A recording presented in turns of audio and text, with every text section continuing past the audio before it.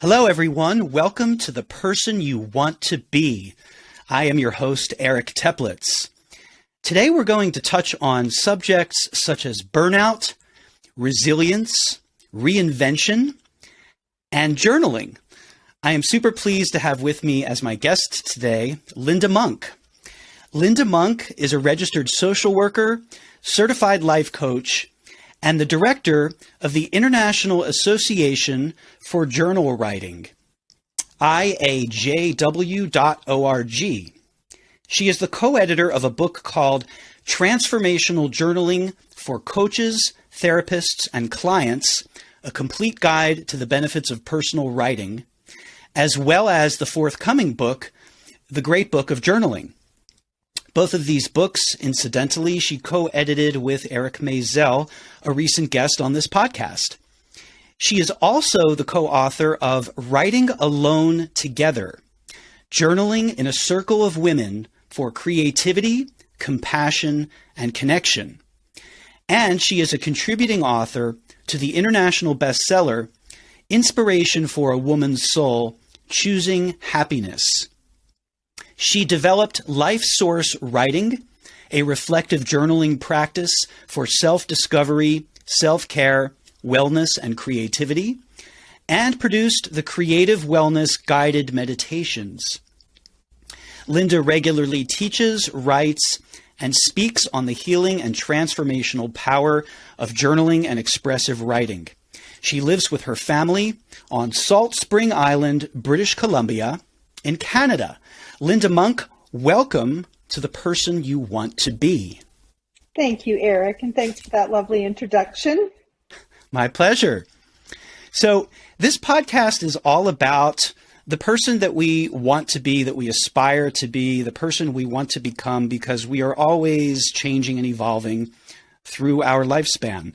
So I'd like to start off with perhaps your earliest recollections, your earliest memories as a child of what the first thing you can remember wanting to be, either personally, professionally, or both when you were a kid. It can be the more fanciful, the better. Yes, well, that's easy. I wanted to be a famous country singer and a dancer. All right.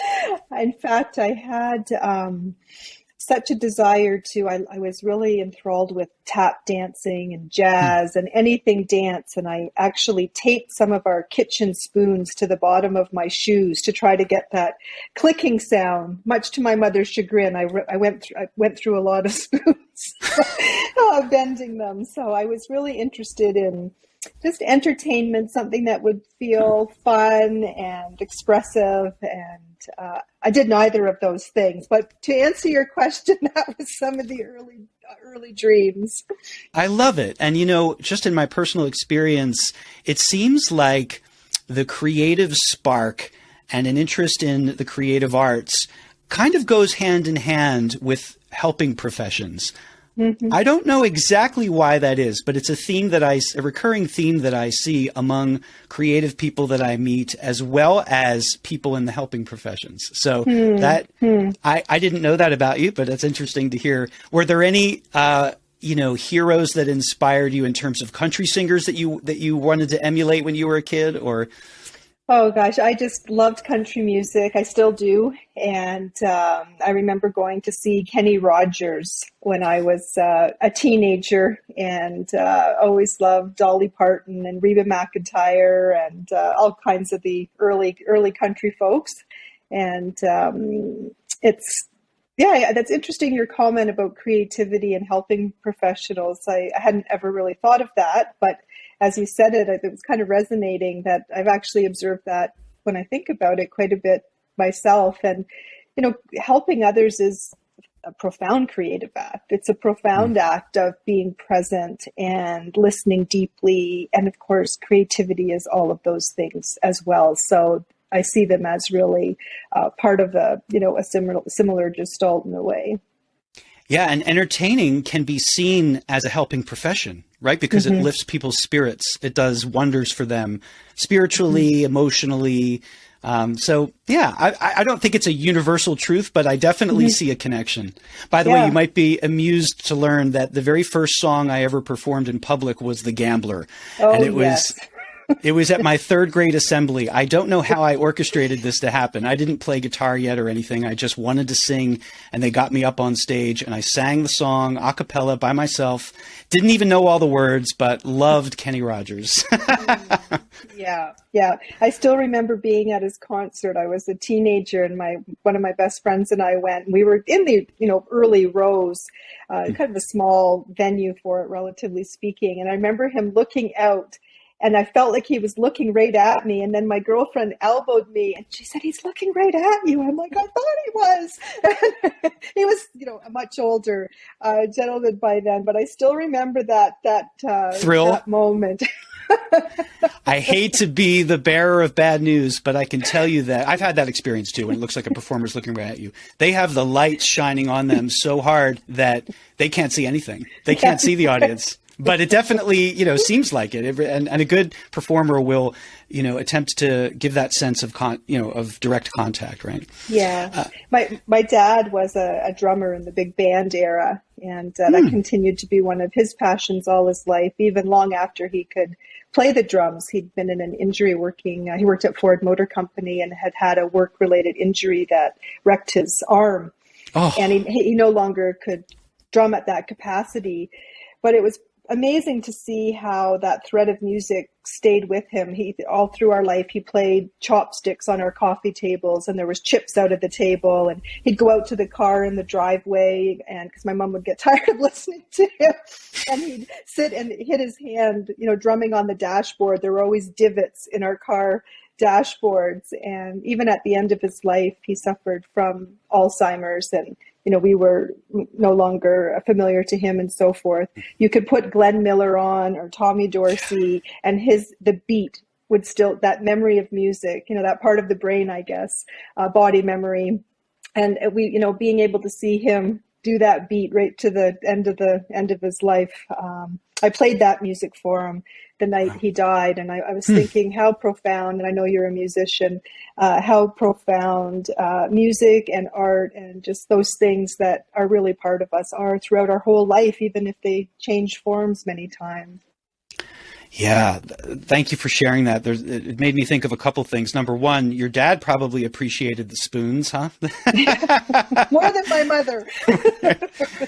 And then number two, there's the power of music and its effect on the brain and its ability to sort of restore humanity in people who have seriously damaged and diseased brains, even later stage Alzheimer's and such. It makes me think there's a documentary about Glenn Campbell called "I'll Be Me," which I highly recommend to anyone listening. It basically chronicles the final tour that he did. He announced publicly that he was dealing with Alzheimer's, and he decided to do one last tour with his family in tow. And, he was deteriorating.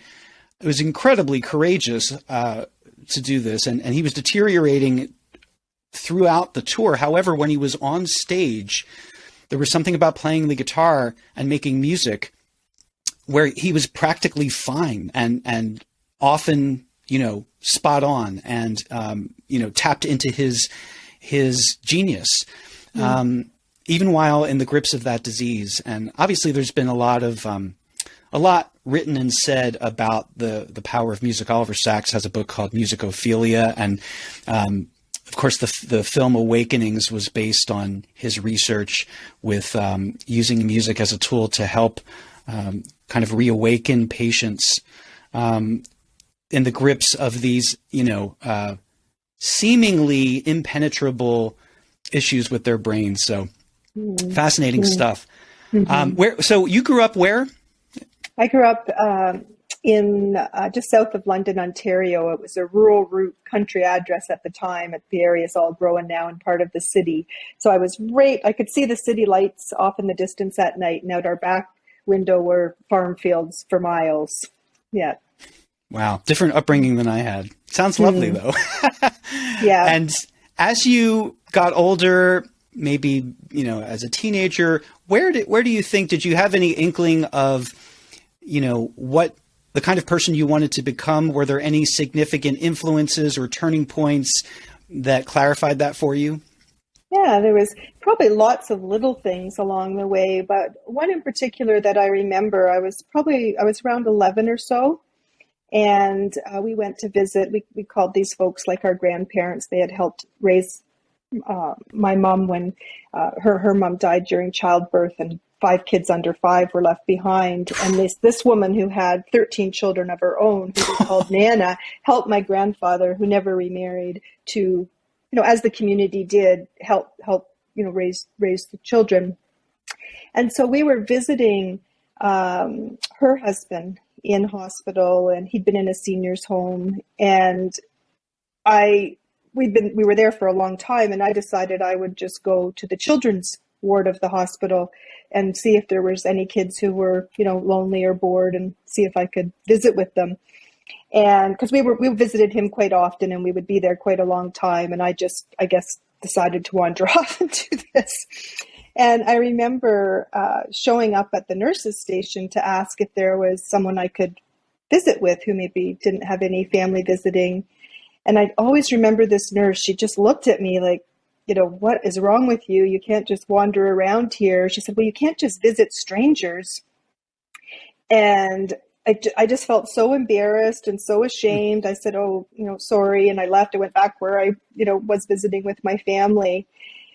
And something about that experience stayed with me. And I later, as an early teen, went on to volunteer in a program at a hospital called the Child Life Program, that is to actually be with children and youth who are in hospital, who, just need that social support and going through different surgeries and health crises. And I remember every Tuesday night, my mom driving me to the hospital in London to do this shift for my volunteer shift at 7 p.m. In this Child Life Program. And so that thread of just wanting to show up and be of support and help people who were, not having having a tougher time. And then when I was in high school, we had to do a project for, thinking ahead to your career. What would you like to be when you grow up or graduate? And there were 3 lines on this form we had to fill in, and our guidance counselor was part of it. And I had done some research about what kind of jobs let you help people, and I'd learned about social work, and I had an uncle who was a social worker, also legally blind after an injury. So I really saw, how he used his adversity to help other people. And so I just thought, well, that sounds good. So I put social work on every line. And I got called to the guidance office, and they asked, if there were some other ideas, because it's good to not limit yourself and, have a few options. And I said, well, I didn't really, have any other ideas. And I was pretty sure that that's what I was going to go and do. And I did. So that thread was there from a young age. And I went on to do a social work degree, part of a social work degree at Western in London, Ontario. And then I took a year off after my second year of university. Again, much to my mother's chagrin. It was wanted to. I think it's up to us as humans to provide chagrin or be the source of chagrin for our respective parents, right? But I had a dear friend who'd been a pen pal in Switzerland, and I wanted to go and be with her. So that's what I did, and took a year off. And when I came back, I didn't finish in social work. I finished a degree in sociology, and then did a degree in social work at Lakehead in Thunder Bay, and then did a master's of social work later at the University of Northern British Columbia. So, I had this abiding, desire to pursue. That was over a number of years. My interest in social work did not wane. And, that form worked out okay. Social work. Yeah. I love that. That's great. And also interestingly, in that kind of potentially pivotal experience you described when you were 11, where you were shamed for expressing this impulse. That is not where I thought you were going with the story. I thought the nurse was going to be deeply touched to hear you were an 11-year-old looking to see how you might help other kids or younger kids, or, just And boy, it was the opposite reaction, huh? But it didn't, that might have discouraged you or kind of shut down that impulse. Clearly the impulse was very strong, and it did not.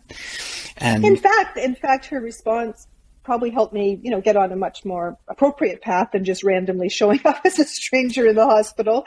Because I respect, looking back, there's security and there's lots of elements. But she could have steered you toward that rather than, shamed you, right? Yeah, but it did cause me to say, well, how do you visit people? How do you get to go visit kids in the hospital? And that's how I ended up volunteering in that legitimate program where I had a coat and a name tag and could get into the building. Right. Yeah. That's cool. Yeah. And actually the friend from Switzerland, I was going to ask you about that further on down the line, because you made reference to that in your editor's introduction of the Transformational Journaling book. So we'll return to that subject. That's a very interesting thread that I want to definitely follow up on. But this path of social work seemed pretty natural to you. It seemed, to the point where you didn't really want any other, you didn't want a backup plan. You were pretty sure that was right for you. And when you initially, so, you mentioned that you took a year off from school, you traveled to Switzerland. Anything significant you want to share with us about connecting with this pen pal of yours? First of all, how did you become pen pals? And what was it like to meet in person after however many years of correspondence? Yeah. Well, we're a year apart in age. So I think she was 14 and I was 13, somewhere around there. And it was a pen pal project through school. And I can't remember how many, like 18 or 20 pen pals around the world. And I had a little card, like a recipe box where I kept track of their names and when I sent them a letter and when they sent me a letter, so I could kind of keep up with this. It was pre-spreadsheets, right? Bit of a hobby, yes, pre-spreadsheets, but still organized as a Virgo, relatively speaking. And her and I started going back and forth very frequently. And I felt like I had just met a sister in Switzerland. And so I wrote letters to all these other pen pals, thanking them for being my pen pal. And I think I sent them some Canadian maple sugar candies, and I forget, but there were these little packages. And but I couldn't be their pen pal anymore because I had to write all these letters to this other pen pal. And I, of course, started having part-time jobs and had sports with school. And I was just too busy to keep up with all this letter writing. You were going steady anyway with exactly. And we went back and forth. And she made her first trip to Canada. I think she was 18 and celebrated kind of a milestone birthday. So you had met before. Well, after being pen pals for about 4 years, we met. And then the deal was that I would return. No, we would take turns. She came back again before I ever got to Switzerland. I had finished high school early, went to summer school to finish early to open up a chunk of time before university to go see her in Switzerland. But I didn't have enough money to do the trip because I had to pay to go to university. So by the time I was finished the second year of university, I just thought, if I don't go, like this dream had already been there for quite a while. It's not going to get easier as I get older and have jobs, and I just need to do this.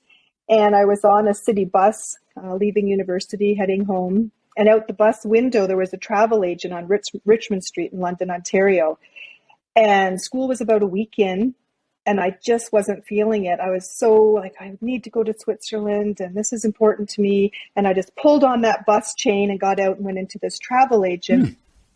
And, looked at the tickets and arranged something, put it on hold to leave 10 days later. And I didn't have the money, but I went back to the university, got back on the bus actually, because I wanted to get the refund from what I just paid for that year of, the down payment for school. And there was deadlines and you can't just go in and ask for your money back. So they sent me over to the dean. This is at King's College. I remember waiting in this, space, and went in and explained the story of my relationship with her and pen pal and the dream, but I need this money. And so he told me stories of his youth and how travel is an education. And he really thought it was a great idea and how special it is. And he walked me across the lawn of the campus, took me right into the registrar's office, and they wrote me the check. And he said, there's normally penalties, because of, getting money back. He said, just make it out for the full amount she paid. She's going to need this, blah, blah, blah. He really advocated. I got back on the bus, went back to the travel agent and said, okay, I don't have the money yet, but here's the check from school that's going to pay for the ticket. And on it went. And I went home to my parents and told my mom that I had left school and I was going to go to Switzerland in 10 days.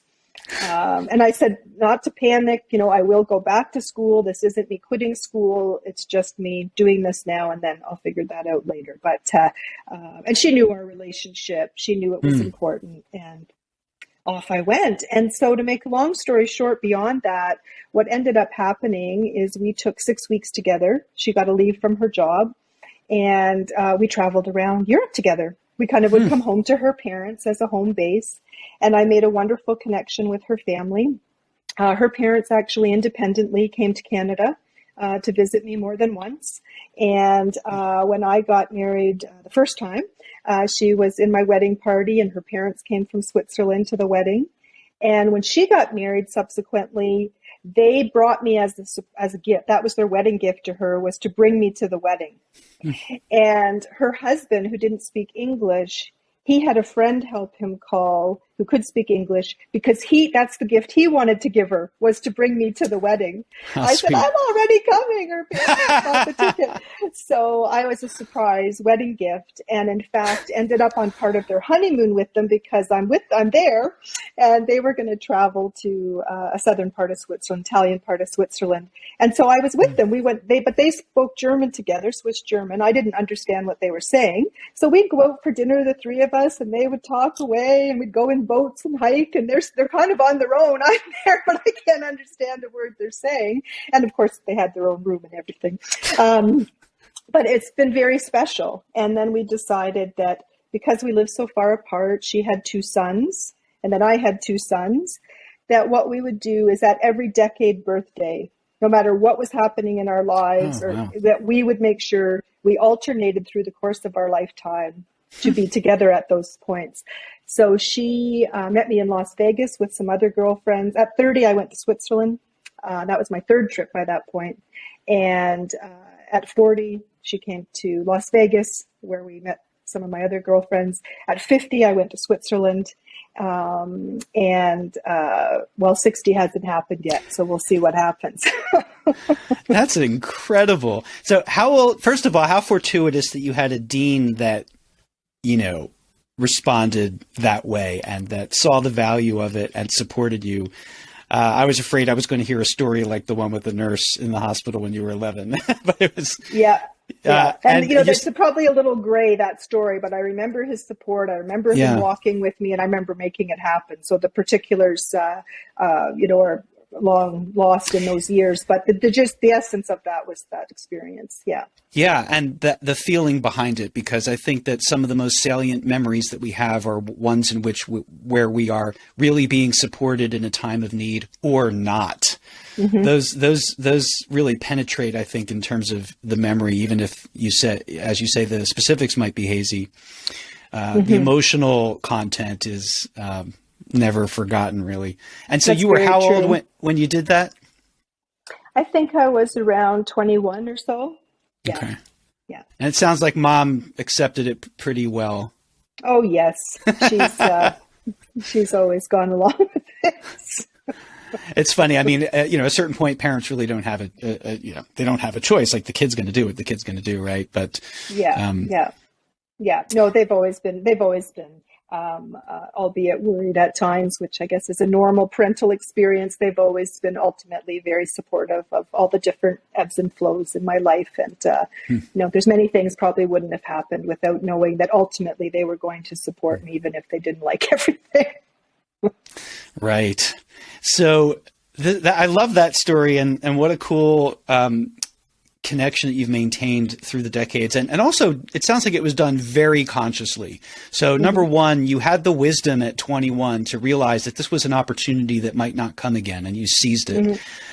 And then you had the forethought to plan on those every decade birthdays, to insist that you would have these moments in time of in-person connection, regardless of whatever was going on in your lives. And it's that kind of commitment and sort of conscious decision making that really, I think, gives us these wonderful stories and these wonderful, things in our lives that make us proud. So I salute both of you. What a cool connection. And this is, before it was more easy to connect via the internet, like we're doing country to country. Yeah. And actually, interestingly, we don't do this. We don't actually connect on Zoom and do all these things. And, I just thought of that really when you said it. We're busy in our day-to-day lives with our families and our careers, and we have all these special times together. We do WhatsApp. We're in regular contact, but we don't get on for video times. But although I could suggest that, there's no reason we couldn't if we got organized. What does she do professionally? Her husband is a chimney sweep, has a chimney sweep company, which is a very interesting career in Switzerland. And she's a bookkeeper accountant. She does all the books and financial end of running that business. And that's always been her work. Yeah. Have you gotten to hike in the Alps? Absolutely. Oh, yeah. A dream of mine. Yeah. And many hikes in the Alps, and just beautiful memories. Our friendship's been one of the greatest joys of my life. And she truly is my Swiss family, my Swiss sister. And, I know we'll be friends all our lives. Yeah. That's so cool. So bringing this back to the social work path, so you do resume your studies, you do eventually get your degree in social work. Did you go immediately to grad school, or did you? No, I actually, after that volunteer work with the Child Life Program at the hospital in London, I really wanted to volunteer at the Children's Aid Society. I'm an adoptee. I was adopted through the Children's Aid Society. And I think, obviously, I wasn't that aware that my being an adoptee shaped any of my choices about social work. But somewhere, I think, in me, that story was probably part of that choice too, although not at the same level of awareness as some of the other things I've shared with you. And you had to be 16 to volunteer at the Children's Aid. And so that's what I wanted for my 16th birthday, was my mom to drive me there to fill out the application, and which is what I did. And so by 18, I was, they put me through a lay counselor training, and I was a big sister for a while to a girl that was like the same age as, pretty much the same age as me, but different, situation. And I'd see her every week for quite a while. And then they needed volunteers to go through all the case files for social workers to summarize some of the details to help with court notes and so forth. So my mom would drop me off, and I'd go in on Saturdays. I'd be in the building on my own, with the exception of the odd worker who might be working on a weekend. And I would go through these traumatic files, and I was like, as I said, 18, 19, and I would just, summarize them. And then before I was a social worker, although I was going to go to school for that, I was hired from the volunteer position into what's called a family support worker role. So while I was going to university, I actually was working part-time at the Children's Aid, doing home visits, had a caseload, and, was very young to be doing that kind of work. But it really cemented, by the time I graduated as a social worker, I went right into a social work job with the Children's Aid, where by then I had volunteered for, 5 or 6 years. I can't quite remember it all, but something like that. Mm-hmm. Almost like an internship while you were during your studies. As it turned out, yeah. Mm-hmm. Mm-hmm. And I did other jobs too. I worked at McDonald's and was a McDonald's manager, and I sold photocopiers, and I drove around and sold aloe vera, what was it called? Alouette makeup at house parties. So I was doing other things too. But to go to university, as I mentioned. That might have been your first taste of entrepreneurship, even selling the. Yes, definitely. Interesting. Yeah. Mm-hmm. So did you work, was your intention to work specifically with kids as a social worker? I can't, not necessarily, because I always was working with families, kids in the context of their families. And then I went into more child protection specific work where I worked after hours, being called out to emergency child abuse, investigations, and did more like crisis response intake, having to do that. So that was really in the family system. And then I left that work when my first husband, Paul, and I moved out to British Columbia. And I then worked at a children's mental health organization as a youth counselor and did a lot of suicide intervention work and a lot of crisis-oriented work again. I did a lot of work in the field of suicide intervention for a number of years. I wrote postvention manuals with colleagues, did a lot of training in the area, basically was involved from the prevention, intervention, and postvention spectrum of that field of work. And then I went on Postvention is a term I haven't heard. Yeah, it's not the term we really want to know much about. That's when someone has died by suicide and the recovery process in family and community and so forth. Yeah. Right. Mm-hmm. Support for the family. And to do support in a way that is sensitive to the type of traumatic loss people have had, to not just treat suicide like any other loss, because it isn't. There's the element of choice involved, and hence grieving can be very complicated. So it's to try to do that as skillfully and compassionately as possible. And also postvention is done at the community level. So I was working in communities where, one community, for example, there were 6 suicides in under a year of young people. So in their small communities. So it was a crisis. What does the community do to do good postvention so that prevention can happen, so that they don't lose more people? And so anyway, that's a whole other matter, but not to dismiss it, but that, was a chapter.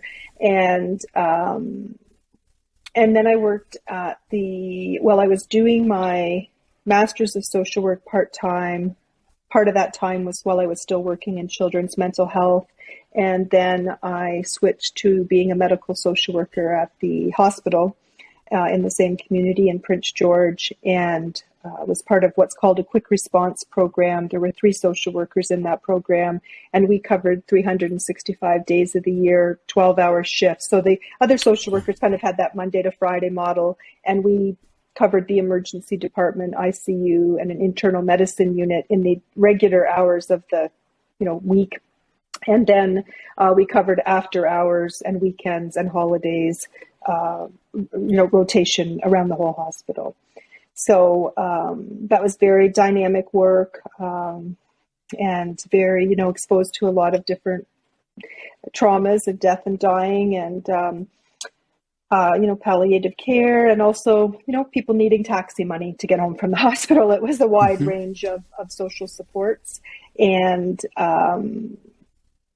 I always wanted to start my own business. I had a really entrepreneurial spirit.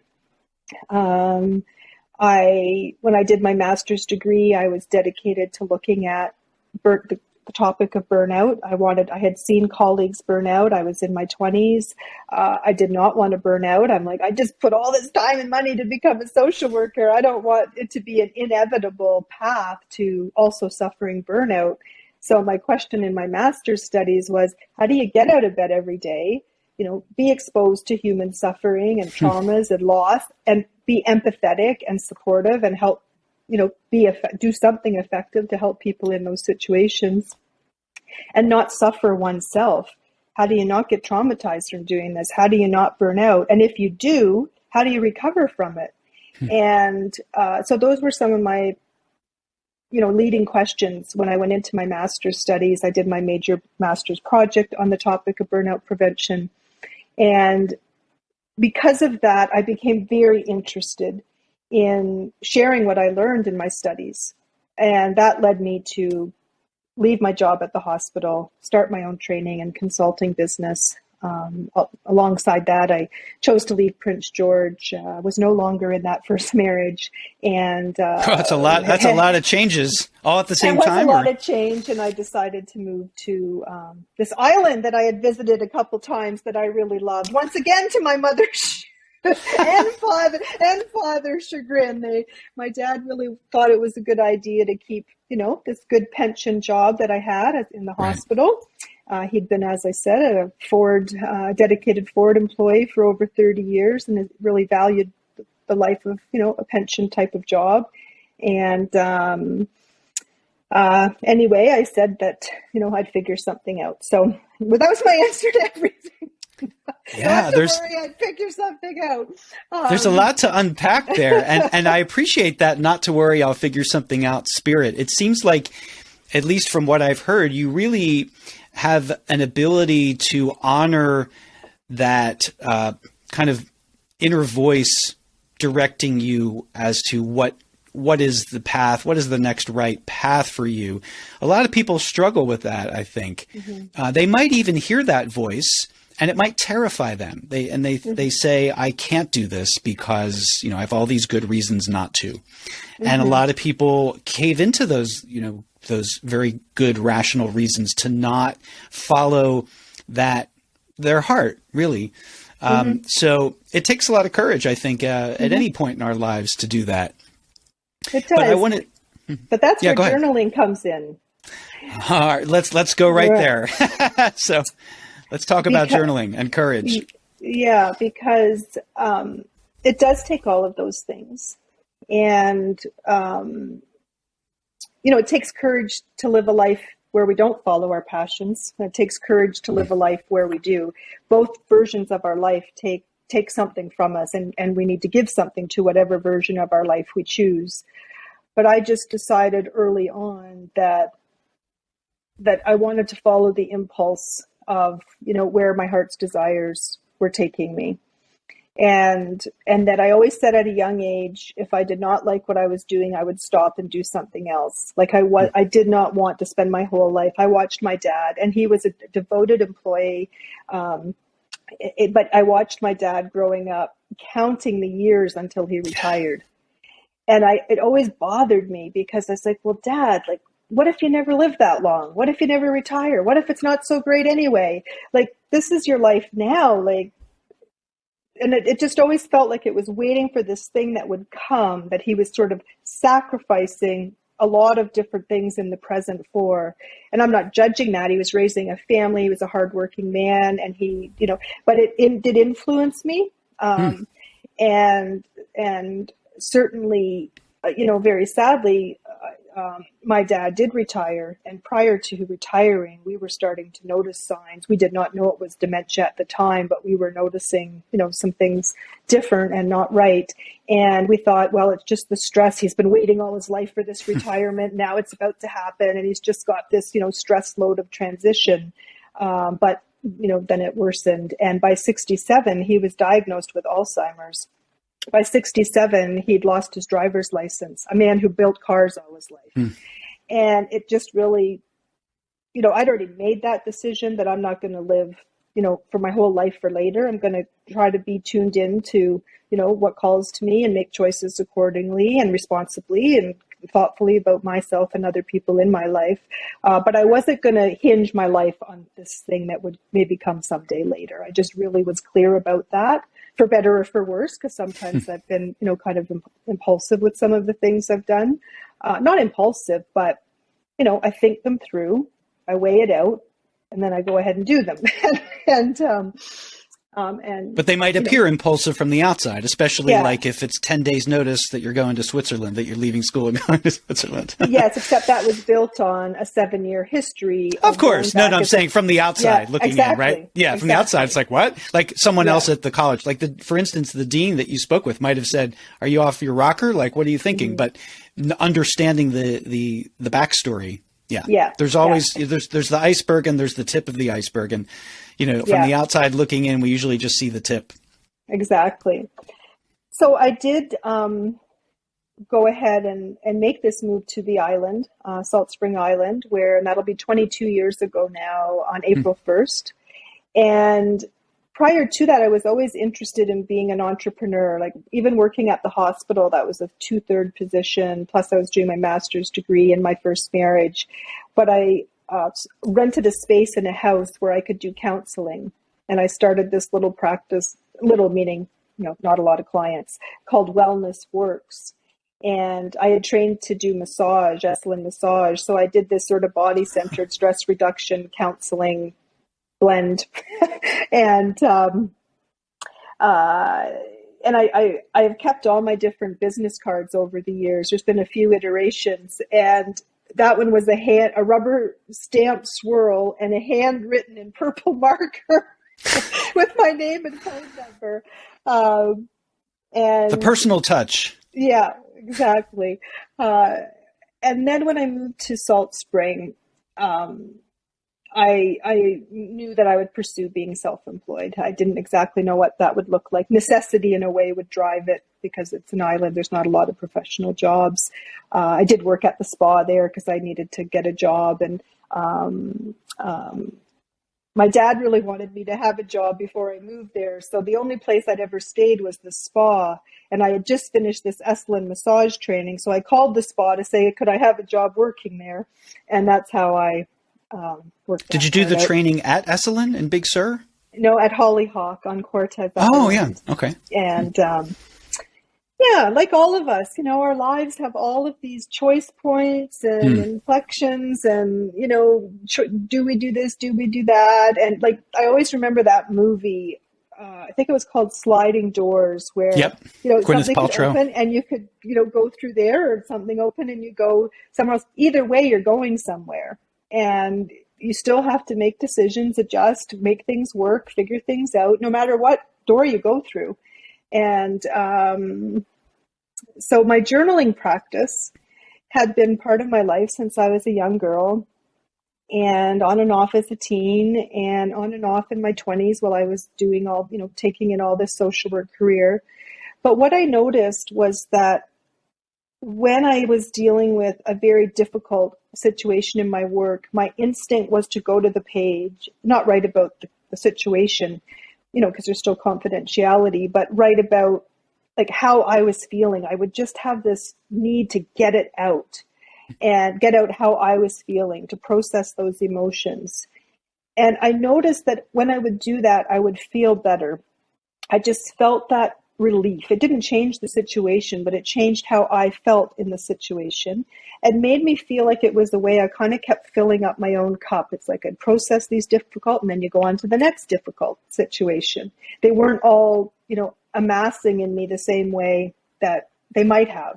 Not that it was a complete catharsis or clearing slate, but it did help me keep processing.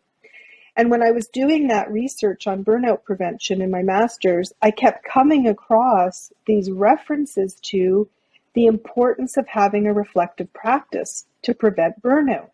And they would name journaling, and they would name peer supervision, like other things that were about staying engaged with integrating our experiences and learning as we go through these practices, and healing, restoring as we go through these practices.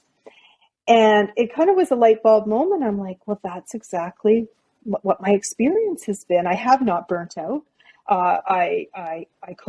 Anyone could, doing that work. I was still early in it, in the grand scheme of things, the first decade. And I'd had those experiences as a teen. I'd already seen and witnessed quite a lot, by the time I was 20, with those volunteer things that I had done. And then just one's own life. But I mean, in terms of those ascribed rules. And I also kept noticing when I was making those decisions, do I move to Prince George? Do I get married? Do I get divorced? Do I move to an island? Do I start my own business? Like every time I'd get these impulses or, instincts of things I wanted or thought I wanted to do or needed to do, they were things that would first appear in the journal. It was in my journal that I witnessed the feeling of not being happy in my first marriage. I mean, I felt some things about that in myself, but thinking it quietly in oneself is different than committing that kind of truth or observation to the page. And then there it was again, and there it was again. It's like, okay, well, this must be true. This must be my true feelings, even though you're trying to talk yourself out of it, and trying to be rational, and no one wants to get divorced, and, all of that. it just kept being there and being there. And finally I thought, look, there's got to be some really deep in my bones truth to this, or it would not keep coming out month after month, then year after year, on the page. All that's left for me to do is I need to take action. And I need to trust that it's going to be the right action, because the wisdom, the guidance has come from inside myself. I've wrote those things down, and they're not just passing. They're not fleeting. They're not just after they keep an coming incident. back. They're truths that are coming along over time. And the same with moving to the island. I had visited it once. After that marriage ended, my girlfriend took me to Salt Spring. She was going to a conference in Vancouver, and she said, why don't you come with me on the road trip? You can hang out in Vancouver, and we'll go over to this place called Salt Spring. You'll love it. There's lots of artists there, and writers and creatives, and she was doing what good friends do, trying to cheer me up. And because even though we take action on our truth, it doesn't mean we're not going to be gutted and heartbroken and in a heap, crying on someone's basement floor. It doesn't mean we get a free pass into bliss. It means, okay, now I've done the next thing that feels right to do, and now I got to deal with that. And it's messy, and it's, heartbreak's heartbreak, even if it's the right thing to do. And so, when she took me there, it was this rainy weekend. I bought a raincoat. I bought rubber boots. I remember going out on a dock in Ganges, our main village, and had this coat up, and it was pouring rain. You could barely see across the harbor. It was dense fog. It was like miserable West Coast weather. And I just remember tilting my head back and the rain coming down on my skin. I'm like, I love this place. Wow, I want to live in a place like this. And of course, then in my journal, I went back to Prince George. All the different things happened. And it kept being on that page, this desire to move to that island. And a couple of years later, that's what I did. So the journal became something that, like a compass. It was lots of things. It was a place to vent and write about my days and catch quotes and poems and all things that inspire me. And, but it was also like this companion practice that I grew to trust. Mm-hmm. And really what you're growing to trust is yourself, right? It's not some external person writing and you got to decide whether you're going to listen to them or not. It's your own inner voice. Which in this life, if you have a way to find that and listen to it and trust it and act on it, I think everything you'll ever need, all of it, the good, bad, we're going to have that in our life no matter what. We're going to have the things that, thrill us and are the best points.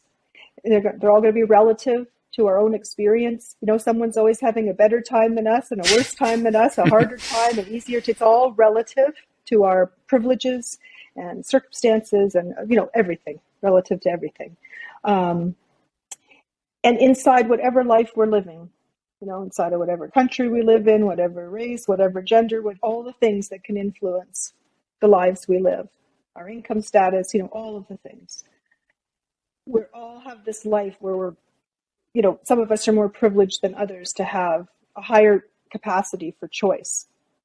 But even in the worst of situations, I think of that, the movie It's a Beautiful Life, or Life's Beautiful, and, Victor, Frank Victor, the meaning, man's search for meaning, that even in the worst of situations, there's still that choice of where the mind goes. If we choose hopefulness, if we seek beauty, if we seek optimism, our inner worlds are the treasure chest of our lives, or they're the complete nightmare, depending how we resource that part of ourselves. And journaling has been something that's helped me orient towards resilience, orient towards what's beautiful and right and hopeful. It's been a compass that has helped me make choices. As soon as I've seen something enough times in my journal, I don't spend any more time flipping around with pros and cons lists and should I do this, I just like, I have everything I need there that's guiding me to what I need to do next. And it doesn't mean it'll be easy to go there necessarily, but I do know it's the next step. And I also know, because I've done that enough times, as I said to my parents, and I say to myself now, it'll work out. Somehow it'll work out. Because you have to look back in your life and say, well, it worked out when you did that. And even that time over there where it kind of sort of worked out, you made it then work out over here. So I'm not saying it's like this straight line, but it's created this authentic path in my life.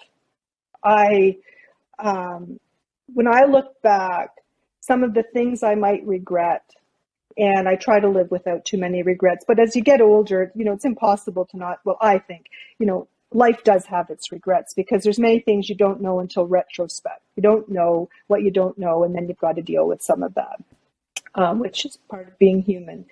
But when I look back, the things I do have some regret about are things that if I look back in my journal, it's like, see, if I would have listened to that. Wow. So it showed me, it's been a steady enough practice in my life that I trust it. And by trusting that, what that ultimately means is I am trusting myself, for better or for worse. Every mistakes get made too. But then it's like, well, what did that mistake teach me? I go to the page and I have that kind of conversation. What would I do different next time? Okay, that was not my best move, but I'm still here. I'm still, getting through. What was the lesson in that? And then, of course, if you journal long enough, you realize that lesson appears again. It's like, okay, here it is again. Well, I didn't learn it all that time. I guess I get another chance to try that one on. So it becomes, many people don't live self-reflective lives, right? There's a lot of default living.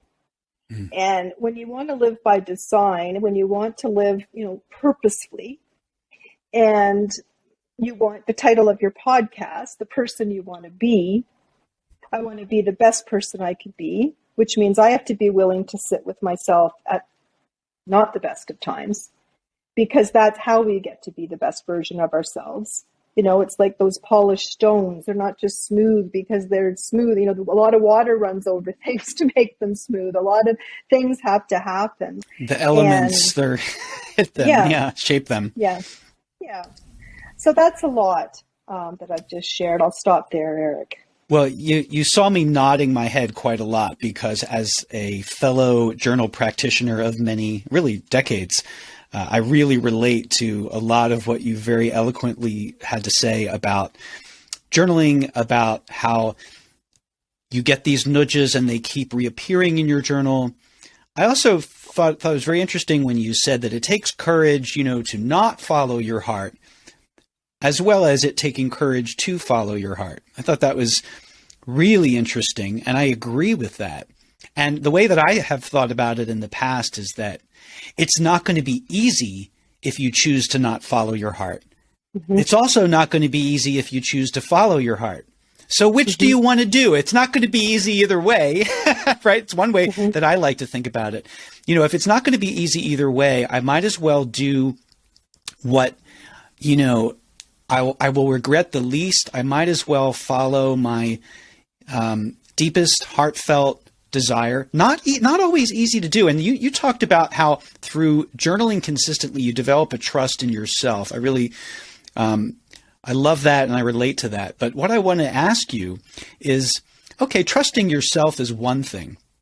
What about trusting the universe? What about, absolutely. You might say, I trust my judgment here that this is what's right for me and this is what I should do. But how do you then go from there to trusting that the universe will cooperate or at least not punish you? Yeah.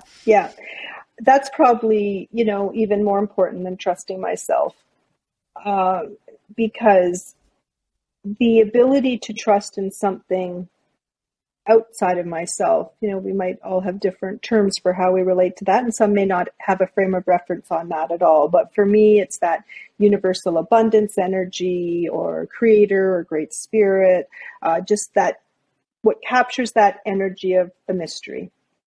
And I have a belief system that, and there's sayings that are out in the ether around, what I wants me to, or what I desires me to, or, that the universal abundance will always provide. It's something that I just really trust in. And I journal with that awareness. I often start my journaling from a place of quiet meditation where I tap into that energy beyond myself. I often do guided visualizations where I will connect with that universal feeling of universal abundance. I spend a lot of time in nature where the magic and mystery and beauty and bounty of our world, I'm immersed in it. I breathe it in with intention. I do a lot of breathing exercises, tapping into that life force energy that's always with us. So I have these other practices that live alongside my journaling, live alongside my life, that deeply tap me into a feeling of being connected into something much greater than myself, and something that feels supportive and life affirming and creative. It's I always come back to the breath. It's that life-giving force. As long as we have it, we're still alive in this realm. It's the force of creativity. Life is breathing. I love the phrase "life is breathing us," right? Like we don't have to concentrate or remember to breathe. It's doing it. It's happening. It's sustaining us. It's breathing us. It's granting us this privilege of being here, right? Mm-hmm. And in fact, if it required that we were conscientious of it every minute, we'd all be dead. None of us could remember. It's a good thing that it's breathing us, because if left to us having to, be totally in charge of it, we wouldn't be having this conversation. So, that's another thing. It's supporting us even when we take our attention off of it. And it's not finite. It has an end time as well. And so, for me, I've always had this, and I would say this belief, that, well, it's not just a belief, it's a fact. Our lives are time limited. What we don't know is how long we get. We make a lot of assumptions about that. we have a lot of hopes about that. And we don't know the quality of life we might have in the time we have, and all of those things. And when I worked, doing crisis response work in my 20s and seeing, death and dying and suicide and other tragedies, car accidents, young people who died suddenly, it really caused I always had that, I told the story of my dad, and, I always had that different perspective that, life's now, life's to be lived now. And I felt that as a kid. And that just got anchored in working in crisis work, because every week you're seeing the things that no one thinks will ever happen to them. And It just did. They did not get to say goodbye. That person did get killed at a 4-way stop. That person was in an accident with a logging truck and will not see their wife again. That baby did die after coming into the hospital with meningitis and was in their dad's arms hours later as a deceased infant. Those things happened. I saw them on a regular basis. They broke my heart, and they made me make a decision that I'm going to really use every ounce of this life that I'm privileged to have. And I'm going to let it be messy, and I'm going to make mistakes, but I'm going to follow joy. I'm going to try to live a healthy life and honor this life that I have by trying to make healthy choices for my body, my mind, my spirit, my heart. And I made that decision early on, and I've stayed, very, that's a compelling, sort of way of living for myself. And anytime I get frivolous with the privilege of this life I have, I come back to okay, how can I more deeply honor this commitment I've made to live this life as fully? And to me, fully isn't just about my joy. It's about being of service. It's about making a difference. It's about somehow in the way I live and the things I choose to do and write about and speak about, even in this moment, that hopefully there's something in it that might have something that can be of value to another human being, because everything we do is never just for ourselves, hopefully. And so that combination, I learned early, and part of that burnout prevention work is that I will do the best work for others, which really matters to me. I will help people more by taking care of myself. And when you're in a helping profession, everything points you in the direction of self-sacrifice and martyrdom and overgiving. Systems are underfunded. Professionals have to overgive to fill in gaps of funding and staffing and leadership. There's a lot of systemic gaps. And so individuals, good-hearted, compassionate, hardworking individuals get out of bed every day, and because of the systems of care, get into this sort of forced overgiving. And they already have that very good giving nature by nature, hence they're in those helping professions. And that can cause a perfect storm of just complete depletion. And, you're giving from an empty cup, and that just causes resentment and health issues and all kinds of and burnout and other problems. And we should never judge an individual if they're feeling that way, because an entire system of care has contributed when one person's suffering, in my humble opinion. And it's something where we often undervalue care in our society. We undervalue teachers and social workers and early childhood educators and child care and elder care. And the pandemic has really shone a light on those under-resourced systems. Our society is in an incredible crisis right now that will continue to unfold, not just when the pandemic ends. We are going to have a crisis. We are not going to have enough nurses and doctors, and that's a whole other podcast. But the point is that I'll stop there. That we collectively have to value caring. We collectively have to value the social systems that it takes to help people help people be the people they want to be. We never do that in isolation. We do that in the context of our families, our communities, our primary relationships, our workplaces, and so forth. So, I could have chosen to live that way, and live my life to, the best I can. But having parents who supported me helped me do that. Having good friends, lifelong friends, pen pals on the other side of the world who believe in me and support me and say, yeah, you should do that. You'll do great with that. And not everyone has. Having good supervisors as a social worker, having supervisors who debriefed, having teammates who cared to say, how are you doing? That was a tough shift. Having workplaces that destigmatize stress and saw stress management as a collective responsibility and not just like my problem, but together this we care. There's many things that have been the circumstances of my life so far. My current marriage, I'm married again. We have 2 sons. Having a supportive spouse, having someone who, when you say, I think I might take over the leadership of the IAJW. I have no idea what that's going to be like or how much it's going to cost, but it feels like the right thing to do. Having, it's just an example, but having a spouse who says, you were born for this. This is a great fit for who you are and your talents and skills, and just, it'll work out. Being married to someone who has that approach to life. Peter's a very carpe diem guy.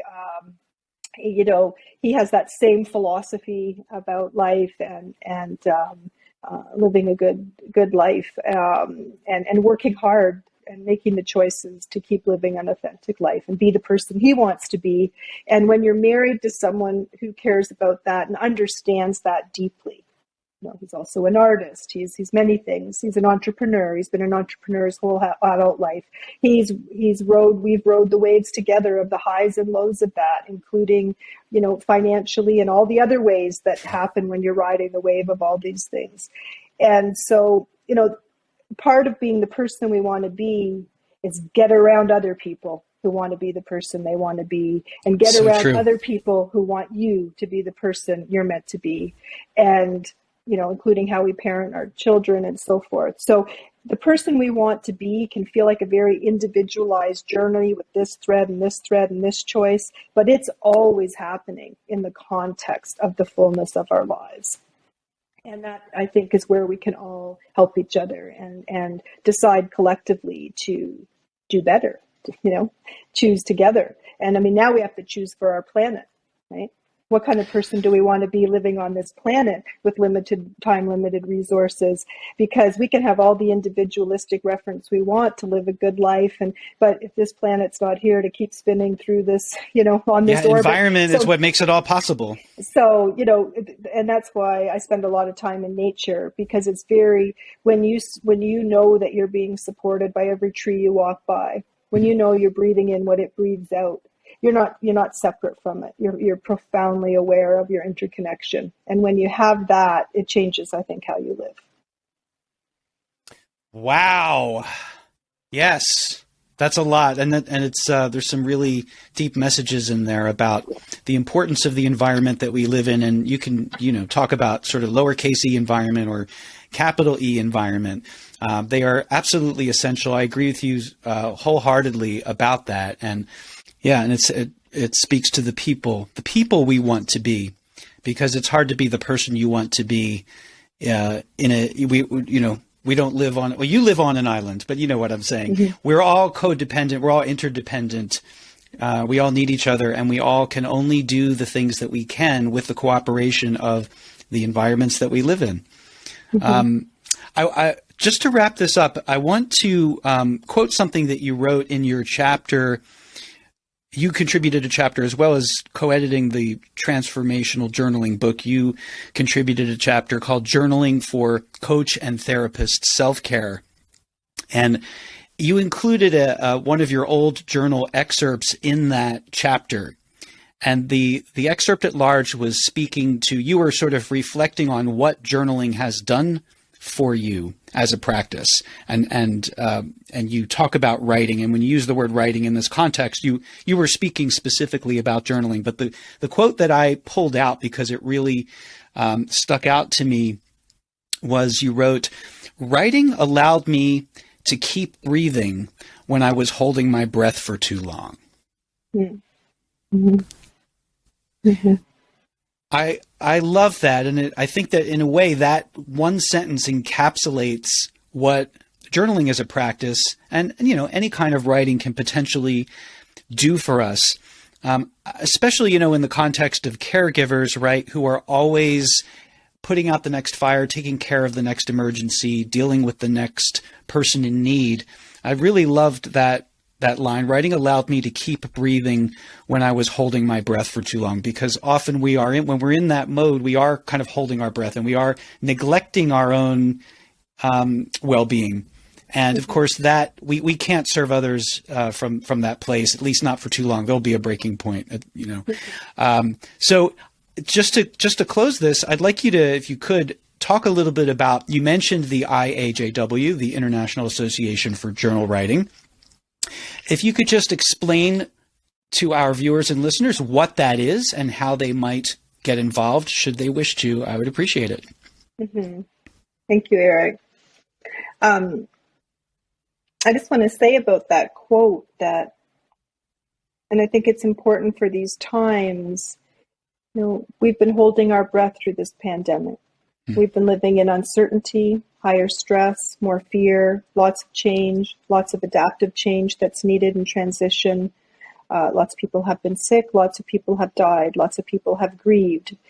People's lives have changed on so many levels. And so we've all been bumped out of something that's known as the window of tolerance in stress management work, trauma work, where that window of tolerance is when we are coping well and doing well and regulated, and different stressors come, but we're managing with it. And, but we can bump out into that hyperarousal state where we're more anxious and, we're not in our steady line, and we can go down into that hypoarousal state where we're more numb And, we're seeing so much divide and conflict in our, things are breaking apart.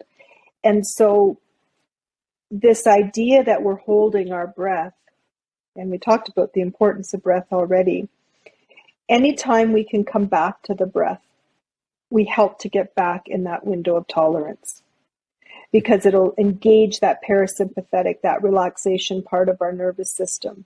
And so if you're a journal writer or just sitting in your chair at the end of the day, throughout your day, if you can come into your breath with awareness, just take a slow breath in and breathe out and breathe in and breathe out. And if you can let that exhale be a little longer than the inhale, it'll help to relax that part of your central nervous system. And that, if you stop, when I did massage, you could literally feel people holding their breath under your hands. Take your shoulders throughout your day and let them soften. Put your hand over your belly and feel your breath moving in your body. Put your hand over your heart and feel the breath expand under your hands. Come back into the body. The mind's a very busy place, and the breath can help you be here now. You can't breathe in the past, you can't breathe in the future. The only time you can breathe is right now, and just keep coming back to it. And there's a wonderful book called Writing Begins with the Breath by Lorraine Herron, and talks about that, the cycle of breathing and writing. And I interviewed a wonderful man, Dr. Ben Berenstein, who does a lot in stress management and performance. And he used this expression, which I've used myself over the years and was evidence in that writing that you just cited. He said, it's like journaling to exhale. And as soon as he said that, it's like, I've said that so many times. He's the first other person I heard say it that. But as soon as he said it, and I was the witness to hearing it, and, having spoken those words before, it was like, that's bigger than just, one person's. Like, that's what journaling can give you. Journaling can help you exhale and stop holding that proverbial breath. And the IAJW, the International Association for Journal Writing, is a membership community, a global membership community for journal writers worldwide. It's new journal writers, avid journal writers, people who've been writing for decades, people who've written books on journaling and other creative processes, researchers in the field of journaling. And it's really a place to belong. It's a place to connect with other people who are either interested in or already well aware of the many benefits, including health benefits of journaling. So our membership community has lots of different member benefits, including a monthly writing circle that I facilitate, where we go to the page together, alone and together, writing alone together. And I interview guest experts every month that people can come to live on Zoom, and there's lots of other benefits. And we also have really are a hub for all things journaling. So we have courses and journaling tools and ebooks and a fabulous journal council, 20 people who are experts and movers and shakers in the journaling and creativity fields, including Eric Maisel, who you mentioned and interviewed. So it's really a place for journal writers to connect and also to be inspired. And even if they're, quiet introverts and don't want that sort of connection part, they know they're part of something that's about this practice that is life enriching. So that's who we are. That's what we're about. And it's a deep honor to be the director of the organization and have big dreams for growing it into the future. And I think there's a real place for expanding our discourse on journaling and getting as many people as we can to the page in these times we're living in, because a self-reflective life is what helps you be the person you want to be. And we all want to be that, hopefully. Lynda Monk, thank you so much for all that you've shared today. I really enjoyed learning a lot more about you and hearing about your personal journey and your ongoing journey of embracing the person you want to be. I was very inspired hearing those sort of turning points and the way in which you honored your heart. Sounds like the journaling practice has been immensely helpful to you. I know it's been helpful to me. And, it's interesting because journaling we think of as a solitary activity. We think of it as turning inward. And yet it's through journaling, I know speaking for myself, that I've been able to make incredible connections with the outside world. Not to mention, that was the way I connected with you. So I had submitted a chapter for publication in this book, and it was accepted, and that's how we got introduced to each other. So, we think of journaling as a private and solitary activity. I love that your organization is all about giving people a sense of community as they journal, so that they can they have a supportive space, and they have a community of people with whom to share the experience of journaling, as internal and inward as it may be. So thank you for everything you've shared, Lynda. It was really a joy and a pleasure having you on the show, and I look forward to hopefully connecting with you again soon. Yeah, thank you, Eric. And thank you for your wonderful chapter in our book and the interview we've done together and the different ways we're connecting. I think that you're an incredible man with a big, generous heart and a wise mind. And it's a real honor to be getting to know you and have some time together doing this as well. So thank you for having me. I appreciate it. Awesome. Thanks, Lynda.